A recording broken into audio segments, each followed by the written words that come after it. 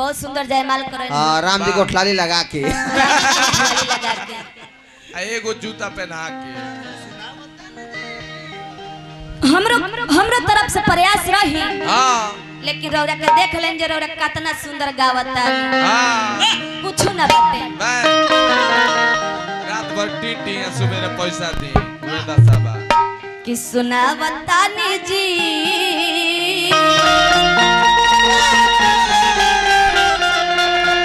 भैया हो कैसे कैसे कि सुनावता ने जी एगो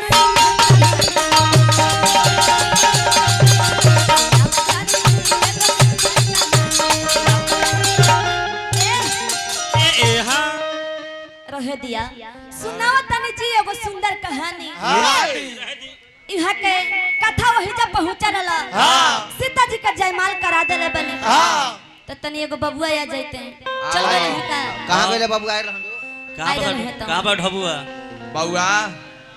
आई राम जी आई एने सीता जी का जयमाल भइल बा। हाँ राजा जनक जी पाती लिखवा के अरे दादा हो हाँ का मारो अरे दिन खा मरती तो ठीक रही लेकिन राती का बड़ा बाउर लगी। और टाई अफ्रीका से टाई आई रहल राम जी के टाई अफ्रीका से आई रहल। अरे दादा राजा जनक जी पाती लिख के भेजावत तनी राजा दशरथ जी की हां भाव लगल का कि लिखी पातिया राजा जनक भेजा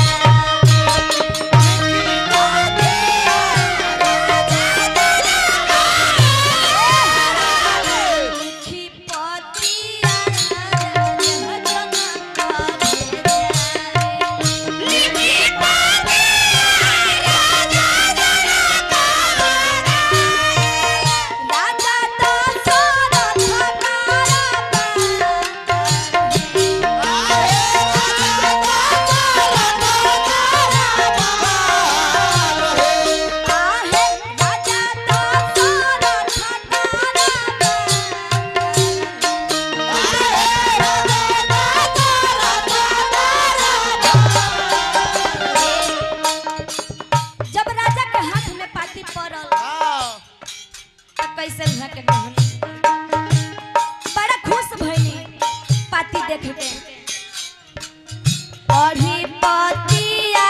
राजा छतिए लगावे पढ़ी पतिया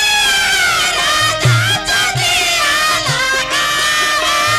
पढ़ी पतिया राजा छतिए लगावे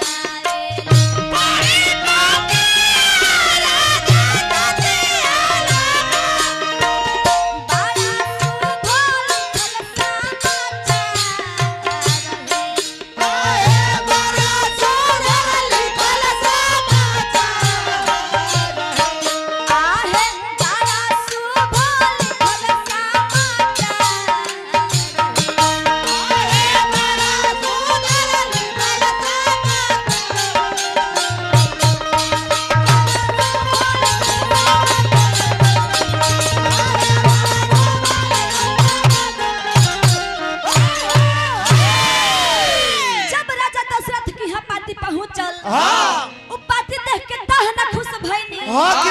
गिर गई खुशी के मारे। अच्छा ताहे ना खुश भइनी गुडू हलचल जी ताहे ना खुश भइनी कि लगन से 27 दिन पहले ही बारात लेके चल दे जब रास्ता में चलनी तब पाती देखो तनी आही दादा ई का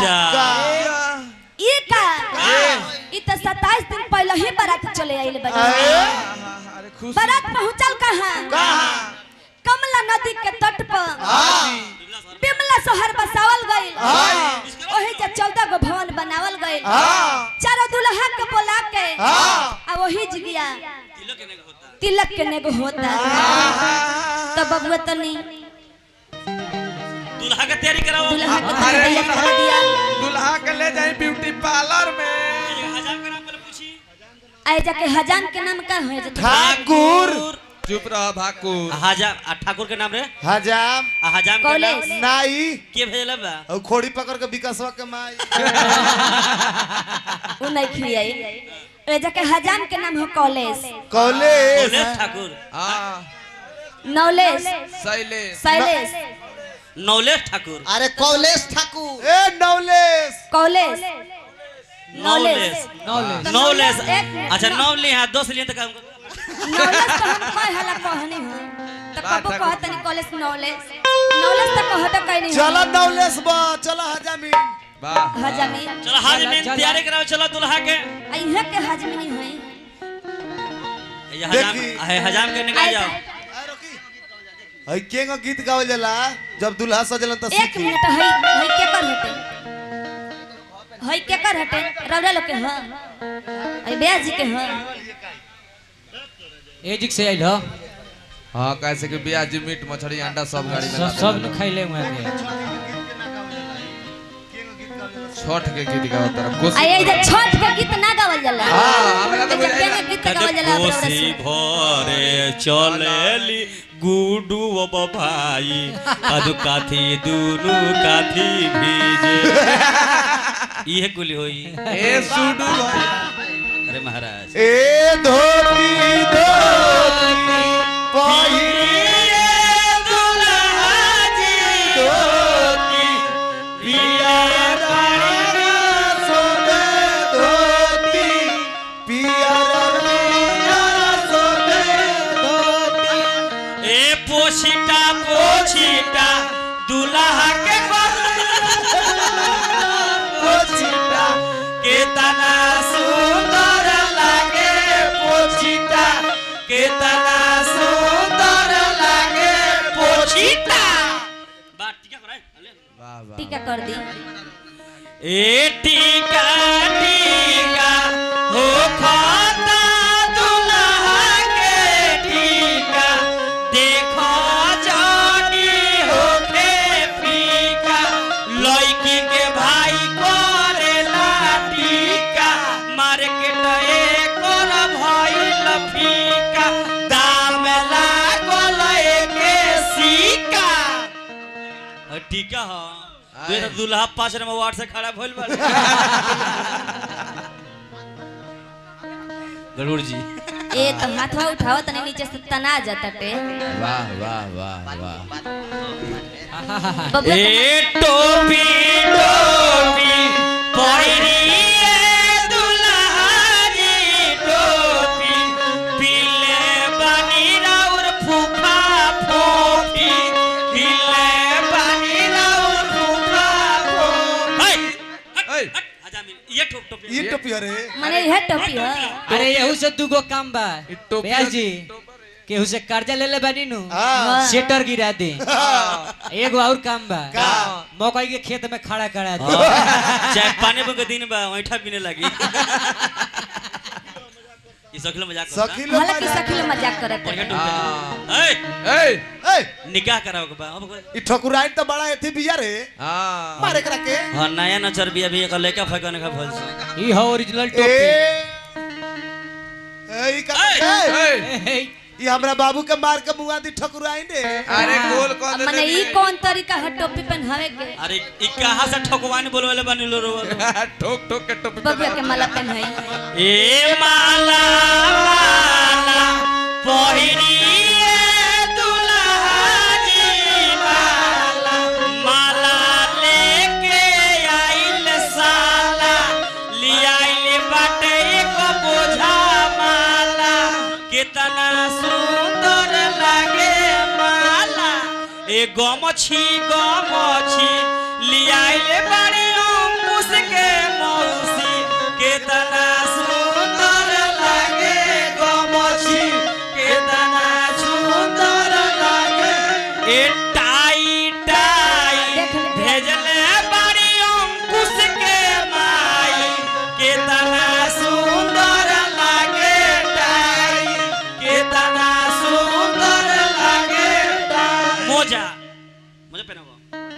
ए मोजा मोजा ए ए ई कौन मोजा रे रे कौन मोजा मोजा पहनावा तेरे इसकी छाना अच्छा तारे ई दूल्हा का कौन छाना था दूहे का बा मोजा पहना मोजा ए जगह बाय दे पहनाओ मोजा वा ए मोजा मोजा पहिरी दूल्हा जी मोजा मोजावा के बान्हो बोझा मोजावा के बान्हो बोझा जूता जूता ए जूता जूता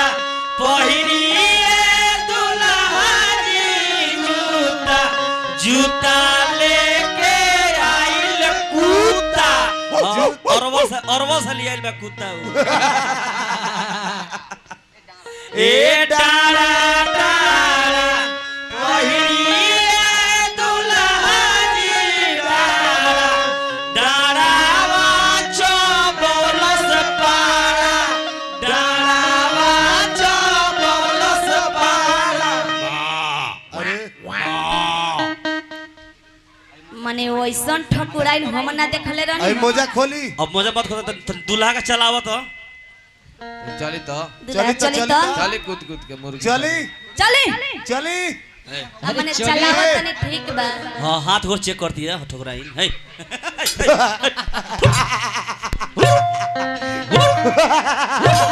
बाप रे और बहुत ठुकराई नहीं बियर दादा ई ठकुराई तो मजाक को के रख देलस रे हाँ बाबू हाँ साली लागेले ये दूल्हा प्यारी भल बने देख ली देख ले ब्यास जी तने दुल्हा जी होने ताक दी ब्यास जी ताक दी लोग सीता दुल्हा जी जी तनी उन्हें ताकी तो ब्यास जी तो सीता जी के तो मने खुश हो गए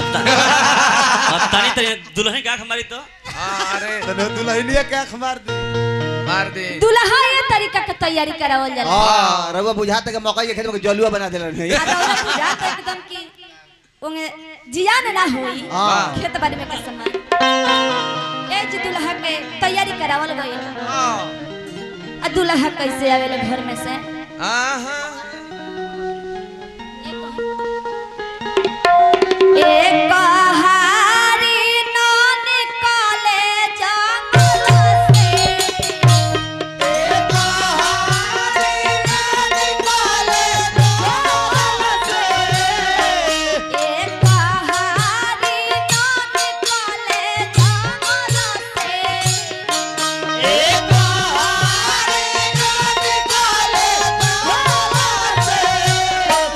ओसे श्री राम दुल्हा निकाल समाहल से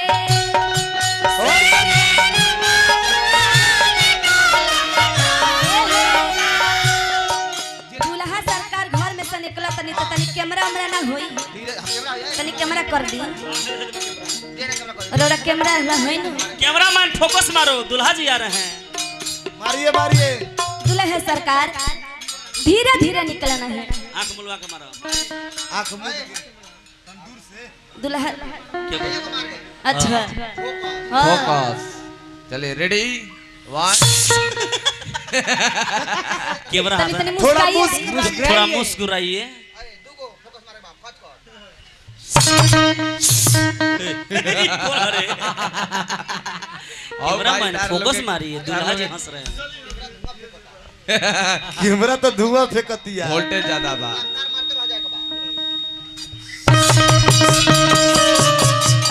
अरे बाप ये रे मुंह से कैमरा मारा दिया वैसा कैमरा हम ना देखला रही फूकला से कैमरा फोटो खींचे अरे ई फोर के कैमरा फोर के दुल्हे सरकार धीरे धीरे निकलना है एकदम धीरे धीरे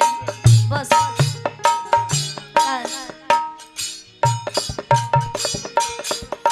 राम कुमार सोहनी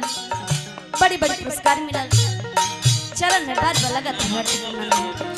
अभी रखले रही हम बोलते हैं एक कहानी न निकले जंगल से एक कहानी न निकले जंगल से ओसे श्री राम दुल्हा निकाल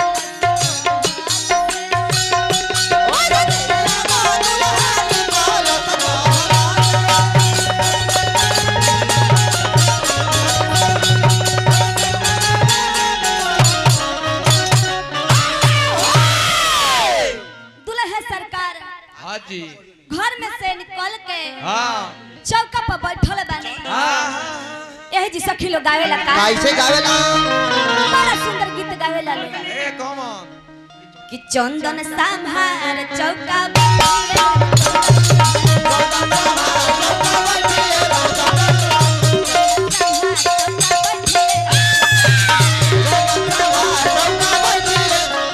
अरे का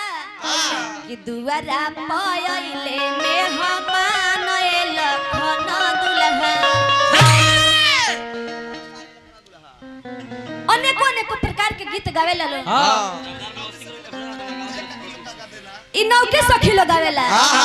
तब बुढ़िया का किलो गावेला का गावेला कैसे अरे गाई के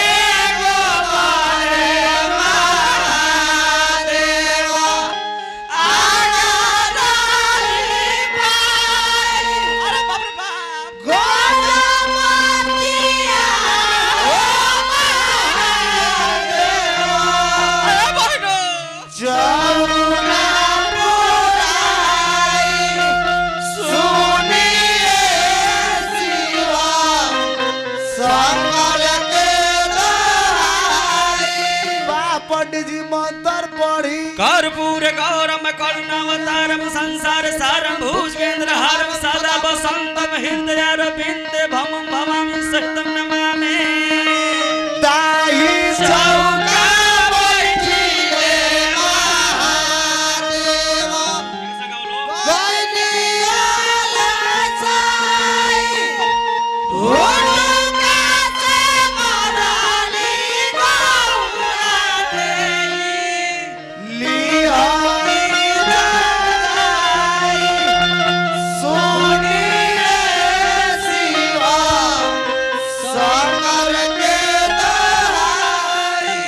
पंडित जी फिर से मंत्र पढ़िए गजानन भूत ग्राल सकित कपित प्रभाचर भुजंग अशोक न्यास कार्यक्रम सपाद पंकजम ओम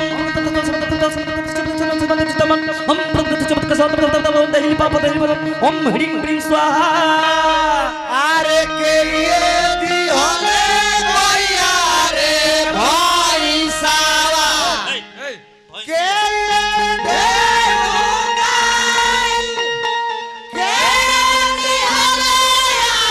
बना दिया अमूरी दाराई सुनिए शिवा शंकर के दोहाई ओम दही पाप दही पाप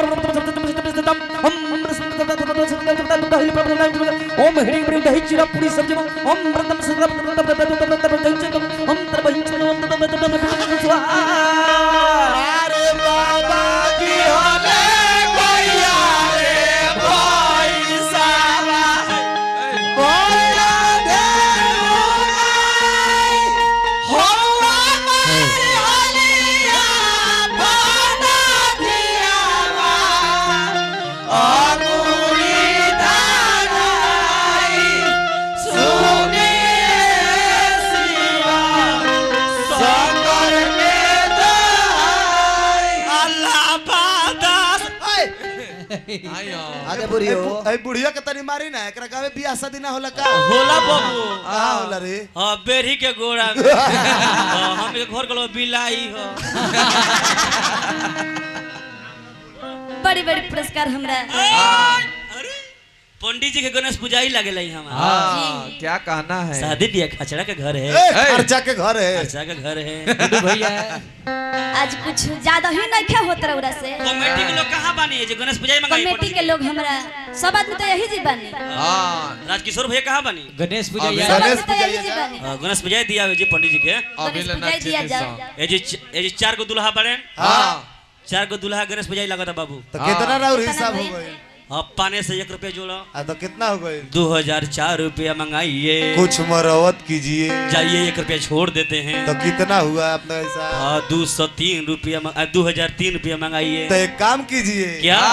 2000 छोड़ दीजिए हाँ। और तीनों ले लीजिए सिक्का तीनों होना चनिया का दे दीजिए हाँ अलुई की नहीं अलुई अलुई के चोखा खा ले हाँ गॉपर गॉपर आगल गणेश पूजाई रो होय गणेश पूजाई हो गए हमें के पंडित जी के इतना गणेश पूजा लगल ए वो तो संपल को महाराज सभी नेज न बनी काहे मुड़ी हिलावत तनी यहाँ लोग नहीं यहाँ नहीं इनका नाम बोली तो पहले का नाम बोली अरे बोलत तनी नाम बोल दी एकदम विक्रम जमाल स्टेज ना जी डेकोरेशन हमार प्रोप्राइटर बने विक्रम कुमार यादव जी ना बोलवा वाह स्थान मटिहानी बड़ी बड़ी पुरस्कार मिले मटिहानी के हुई अच्छा चरण में बार लगत रहे ए जी सखी लोग गावे लगा नौ के सखी लोग है जे नाश्ता पानी करावेला पैसे ऐसे ए जाके के मिठौआ हित बा मिठौआ हित के हुबा ए रौरे तनी बता दी त मिठौआ हित के हुबा सर चाहे बहनोई गुडू भैया गुड्डू भैया ए गुडू चाचा चाचा चाचा राव के सार और अगर नाम बहनोई। होखत त बता देती क्यों आइल भाई तू नहीं चल हटाई कितनी पढ़ला पढ़ लो एही तो एही ताऊ तनी पढ़ला हिताऊ के कहतानी हां तारा का तनी ना पढ़ला पढ़ लो कि हमरा नाश्ता का डिब्बा पका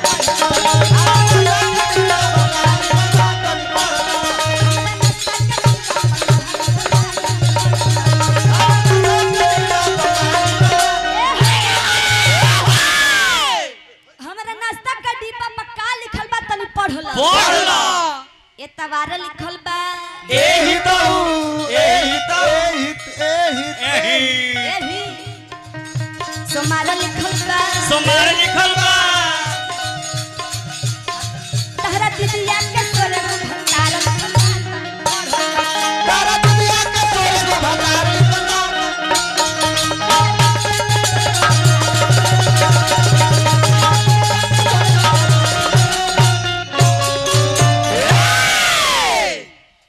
एउ जी सखिलो आवरी गावेला कि सुनला सुनला दिल को हरू भोरुआ गारी तहरा दिदिया के को तो कर दुआरी ओही में चलेला मोटर गाड़ी ओही में हजामा बनाएला दारी ओही में चलेला रोजरे लगाड़ी ओही में प्यासा जी खाले पूरी तरकारी ओही में यादो जी चरावेले पारी ओही में पासी लो छेवेला तारी ओही में खूलल पापड़ के आंगन बारी ओही में घूस के खूबे कचारी बाप रे दुआरी रहे का रहे रौरा के नहीं कहा सरऊ के कहाता गीते कहा था अरे वो भाई गीत के तारा का कहाता। थोड़ी ना सखिलो अनेको अनेको प्रकार के गीत गावेला हां और सखिलो गावेला का गावेला गावेला लो कि ये हीरे तिलकिया में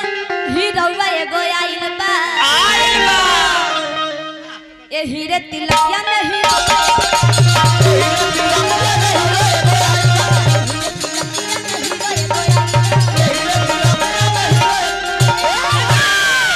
ये हीरे तिलकिया में हीरो एगो आइल बा आइल बा आए ने ओने ताकता बुझाता ई भुखाइल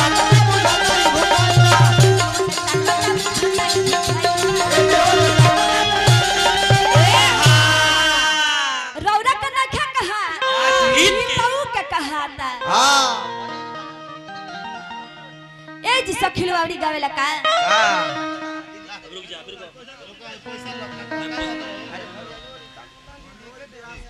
अच्छा व्यास मनोज जी की तरफ से मनोज जी व्यास जी की तरफ बहुत सुंदर ब्यास आहा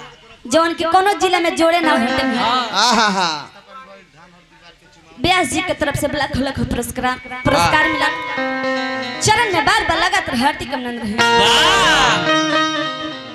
हम जाना तनी जन रौड़ा कहत तनी हां बुझाई था हां ए जी नाश्ता करावे ला लो का नाश्ता करा के धान हरदी भटाला। हां जी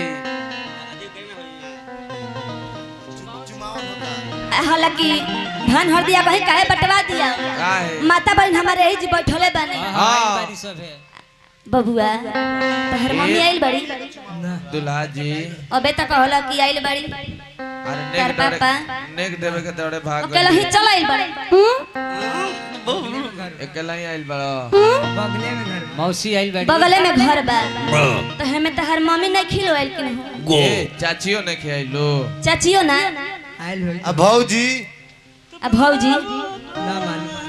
एगो बात बताव तू हां हाथ ना सुंदर देह लेले बाड़ो हां ए आ खाना उना न खखैले का कि इतना टॉयट बोलत अरे अठियाम गोले बारे आवाज धोले ले बा काका खैले वाली खाना खैले बनी अरे बबू त काहे ने बोलत तनी टाइट बोली तनी टाइट बोली मर्द खनी हां बियाह करे नु आइल बनी पूछी माइल बनी रग माई आइल बड़ी ना त रेडीमेड रावरा माइल आइल बनी सो हमी के बात चलिए लोग चली सुन रही हालांकि माता बहन हमारे जब बानी लो तो तनी पांच आदमी आके चुमावन कर देती लो तो हो भाग हो विधोत हालांकि ए बरा यहाँ का साचो का राम के रूप में बानी बानी राम के रूप में बानी भगवान के रूप में बानी मानी देव ने तो पत्थर भगवान के रूप में बानी मानी तो देव ने तो पत्थर पत्थर तो तनी पांच आदमी में से आके चुमा देती लो वाह वाह रौरे आ जाए आप ना अरे अरे रो बहन है आई महाराज एकदम बहिने जैसे लागत तनी आओ बहिना आओ आप आई हमरा चैनल वाला भाई लगले लगौल ही बानी लो जा कैमरा 5 आदमी आई पांच लो आदमी ए बहनो और रौरा लोग के गाड़ी भेज के बोलावे के परी का ए बड़की दीदी होत ने दूर घती रे यो आओ ना एया आवो हेने आई आवो ए बर रे के माई अपना पोता के चुमावन करावे के बटे कि बाबू कर जोड़ी लो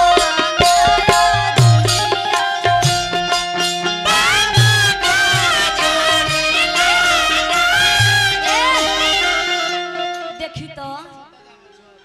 उ हम बात तो बिना उ बात कहले लेके चले आई हम मंगाही वाला उ रहनी मोटी कोर में लागेला उ खुली तनी छाता में से में धो दी तो असत ए दीदिया दीदियो ए अच्छा तो में से तनी कुर्सी और ने कदी दूल्हा उठ कदी जाए पीछे खड़ा करा के कुर्सिया तुरम का दुल्हा अपने के दुबर पातर बनी कि बबुआ कर जोड़ी लो आयो दुनिया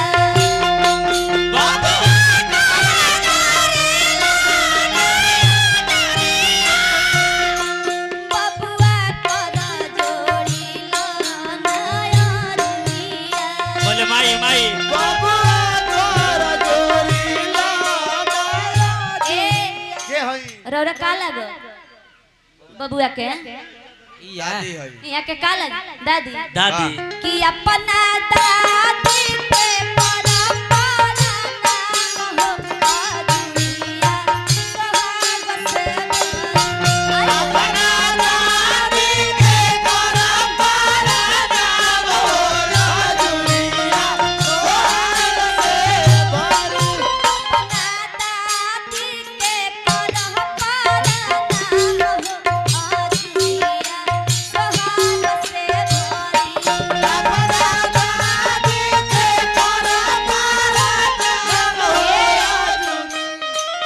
लेकिन चुमावल जला ठीक बाटे लेकिन खाली ना चुमावे के में एगो सिक्का डाल देवे के चाहिए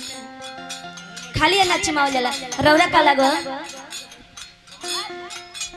भाभी है दुल्हा के भाभी के ए भाभी है यहाँ के भाभी दुल्हा खदी के तो कहे के पड़ी वाह वाह कि भौजी भाई पूना पे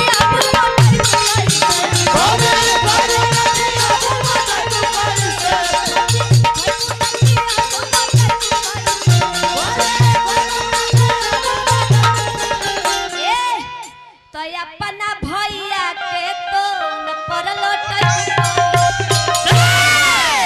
का लागो रोरा मामी लगो मामी के होला अरे मामी हो कि मामी नेट के सारी पकोले मामी नेट के सारी पकोले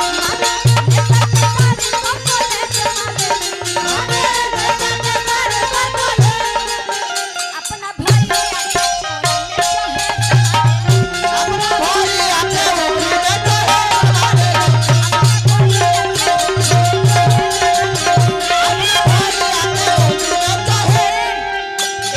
उतने आदमी चुमावल जाए कम से कम 5 आदमी चुमावेले हैं कम से कम 5 आदमी के चुमावे अरे के नौ से उठ जाइलो औरा चुमावा हो चाहिए। चली है चुमावे चल आ छोटकी भाभी चल चुनरी ला छोटकी भाभी हाँ चल रे भौजी चुनरी दिया जब ऐसी चुनरी दिया चुनरी गुड्डू भैया यही में हुई छोटकी भौजी चलल बड़ी चल चुमावे भौजी टाइट रहो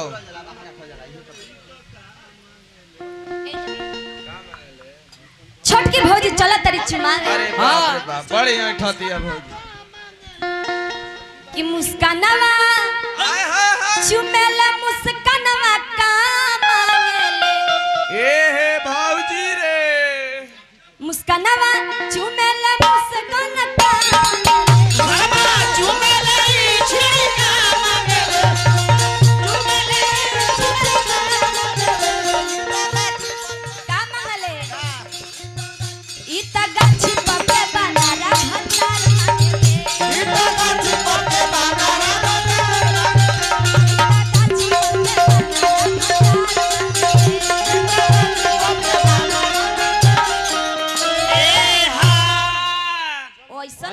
अब लास्ट चुमे चलता रही भाई लास्ट में चुमे चलत तरी ए देखिए तो चुमी हैं जी के है इको तो देह दू जीवा बा कैसे कैसे का इनको तू जीवा बटे हाँ तू जीवा दे बा हां दूल्हा सरकार के में घुमा दी हालांकि रौरा रहे दी मत चुमाई जब दू जीवा दे काहे ना चुमाई चुमाई एगो देवर ना चुमाए अच्छा हो वो तो बात सही है बटे लास्ट घर में शादी भी हाँ तना सुंदर देवर लास्ट बाटे बिया लास्ट है भौजी चुमे चलत तारी हां बाबू तन भौजाई को उठावो सब तो के हो ये गुडू बो है गुड्डू भाई ये गुड्डू भाई हां ये से दू जीवा बड़ी गुडू जी अब दोनों लोगों का भेजी ना चुमा दो सोन उठा अब माइक उठा दो सोन कहा ए डार्लिंग अरे दादा हो दादा और बहुत तरफल तरफल भइल बाबू चुमा चलो बाप रे बाप काहे ना चूमे अच्छा ये हमारे को छोटा देवर बारे हमरा घर में लास्ट बियाह बा हम ना चुमम त के चुमे है चल चल चल चुमे चल बाबू उतने उठाओ सब तो उठाओ हो गुडू ए का हो आ देख रे दू हमार बेटा 1200 ई बड़का कौन कौन है तो एगो सावर एगो गोर कैसे हो गई रे अरे बाप रे बा हाँ। हई सावर जान तनी केंग हो गई केगा बाप रे जब हिन तक बेटा हमरा पेट में रहे हां जब हिन तक बेटा हमरा पेट में रहे हाँ। त सास मोय मरुआ के रोटी हाँ। आ साग बना के धो दे हली हाँ। आ मोय खा लेनी हम हाँ। तो हिन तक बेटा करिया हो गई हाँ तो हम गोर के हो गई अरे बाप रे बाप हई गोरा का हाँ, अरे बाप रे जब हिन तक बेटा पेट में रहे नु हाँ। हमार सास हाँ। अरे बाप रे। दूध दही गौरी छोहरा हाँ। सब लिया के दे हली हाँ। होय नहीं तो बेटा गोर हो गई चलो सर बेटा दोनों मिलकर अपना माइक उठाओ गोर उठाओ सब उठाओ गोरे में भाई चलो मासूम उठाई लो दोनों बेटा लो उठाई आजा लो आओ सब बेटा दोनों मिलकर अपना माइक आ बुआरा बेटा आओ उठाओ सर था माइक जोड़े तोर से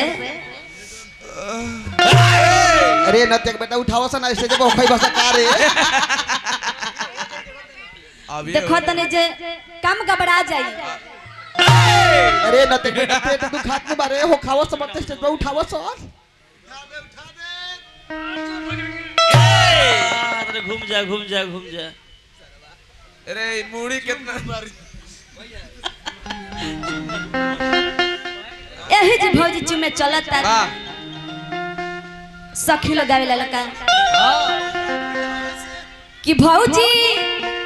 अरे खैबू न पी